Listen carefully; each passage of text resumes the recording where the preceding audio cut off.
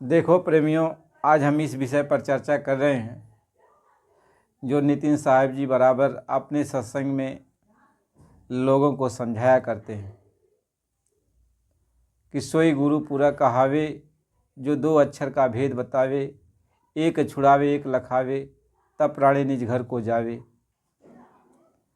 वो ये समझाते हैं नितिन साहब जी महाराज कि एक अक्षर ये है कि जो 52 अक्षरों का है मेल मिलाप है। इसमें क ख ग घ से लेकर और जो है ए आई मतलब स्वर और व्यंजन मिलाकर ये 52 अक्षर होते हैं। उनके कहने का भाव ये है कि जितने भी देवी देवताओं के नाम हैं इन 52 अक्षरों से ही हैं, और जितने भी गुरु हैं जो आपको भी शिक्षा दीक्षा या मंत्र जाप करने को कहते हैं इन्हीं 52 अक्षरों से हैं। वो ये समझाना चाहते हैं कि इन 52 अक्षरों से आपकी मोक्ष मुक्ति नहीं होने वाली है, क्योंकि 52 अक्षर ये देह के साथ समाप्त हो जाते हैं। 52 अक्षर वो देह के साथ समाप्त हो जाते हैं, इसलिए इन अक्षरों से आपकी मुक्ति नहीं हो सकती है। और जिन अक्षर से आपकी मुक्ति होनी है वह जबान के द्वारा बोल करके उस अक्षर को नहीं कहा जा सकता है। इसलिए उन्होंने कहा कि जो दो अक्षर का भेद बतावे एक छुड़ावे, यानी 52 अक्षरों को छुड़ा देता है। 52 अक्षरों को छुड़ाने का मतलब है जितने भी मंत्र बने भगवान के जपने का, कोई भी मंत्र बना, इनको आपको छोड़ना पड़ेगा, इनको आपको छोड़ना पड़ेगा। आपको अब कोई मंत्र तंत्र जपने की ज़रूरत नहीं है। वो ये कहना चाहते हैं कि आप इसको मत जपो, और यदि कोई पूरा गुरु होगा तो आपको जो आदि अक्षर है यानी जो दूसरा अक्षर है उसका वो लखाव कराएगा।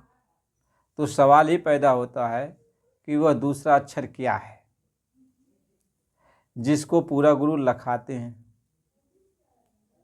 जो न लिखने में आता है, न पढ़ने में आता है, न बोलने में आता है। क्योंकि लिखने पढ़ने और बोलने में आएगा तो उसको बड़ात्मक कहा जाएगा कि लिख भी दो, पढ़ भी दो, बोल भी दो, तो उसको बड़ात्मक कहा जाएगा। लेकिन जो लिखने पढ़ने और बोलने में नहीं आ रहा उसको बड़ात्मक तो कहा नहीं जाएगा। तो जो लिखने पढ़ने बोलने में नहीं आता वो कौन सा अक्षर है जिसको पूरा गुरु लखाते हैं। यानी जब पूरा गुरु उसी को लखाएंगे तभी प्राणी अपने घर जा सकता है अपने देश पहुंच सकता है। यह मामूली बात नहीं है, छोटी बात नहीं है, बहुत बड़ी बात है। इस पर रिसर्च करने की ज़रूरत है,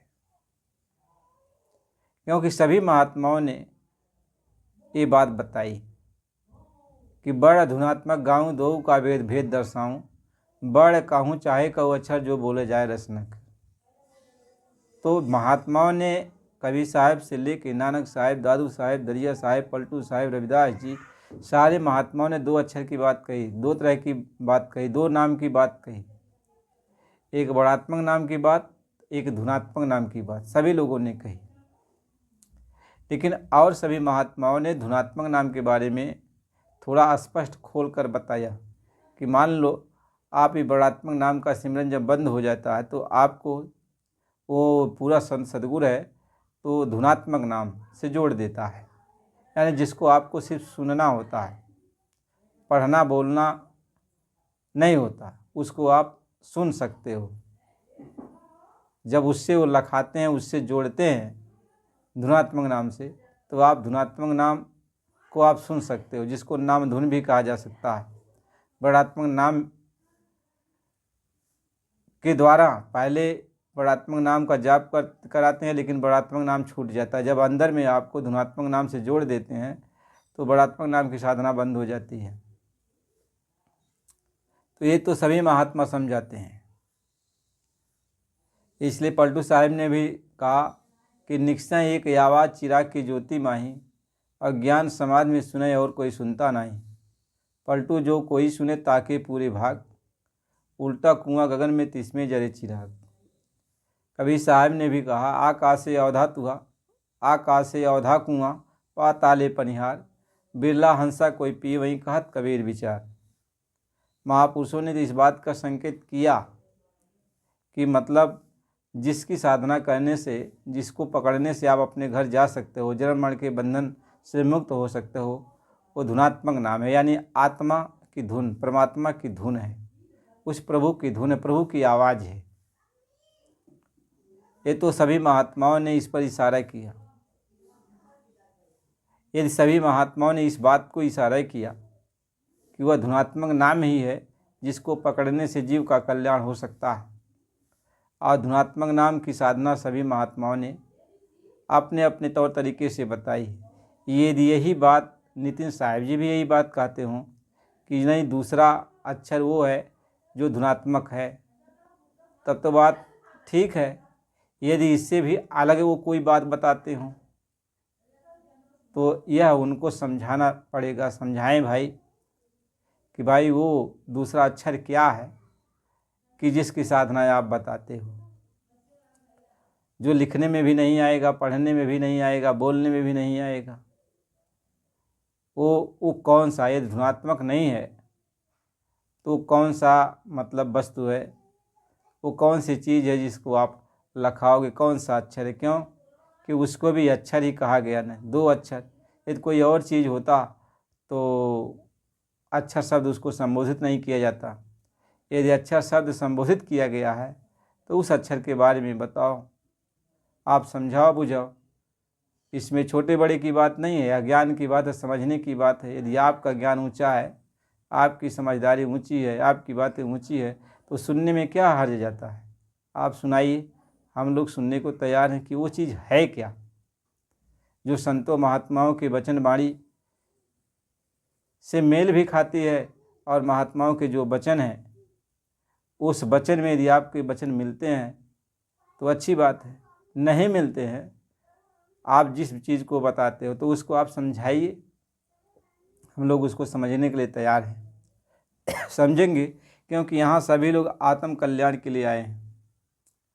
आत्म कल्याण के लिए आए हैं। यहाँ कोई जो है एक दूसरे को छोटा बड़ा नीच दिखाने के लिए थोड़ी आया।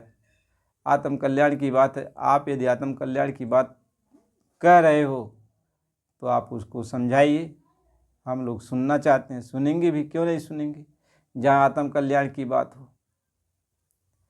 क्योंकि लखाना है, ऐसा नहीं है कि आप लखाएंगे नहीं। अभी आखिर आप जब तक उसको लखाएंगे नहीं, समझाएंगे नहीं, बताएंगे नहीं, तब तक भरोसा विश्वास कैसे होगा? जैसे और महात्माओं ने तो लखाया, बड़ात्मक नाम का भेद तो बताया, लेकिन इसके साथ धुनात्मक नाम को लखाया, पकड़ाया।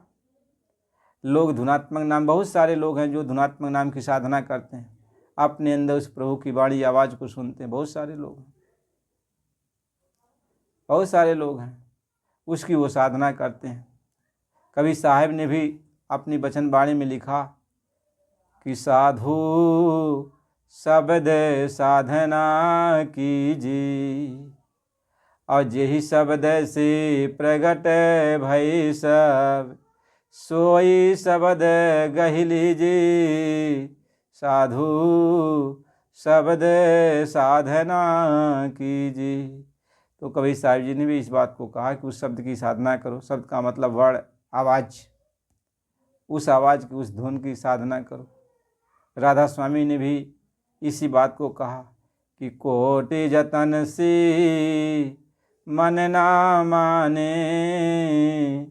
धुन सुन कर मन समझाई, और जोगी जुगति लगावे अपनी, ज्ञानी ज्ञान कराई। गुरु मिले जब धुन का भेदी, शिष्य बिरह घर आई, और सूरत शब्द की होत कमाई, और तब मन कुछ ठहराई। तो सूरत शब्द की साधना की बात तो राधा स्वामी जी भी ने किया, सभी महात्माओं ने इस बात को किया। नाना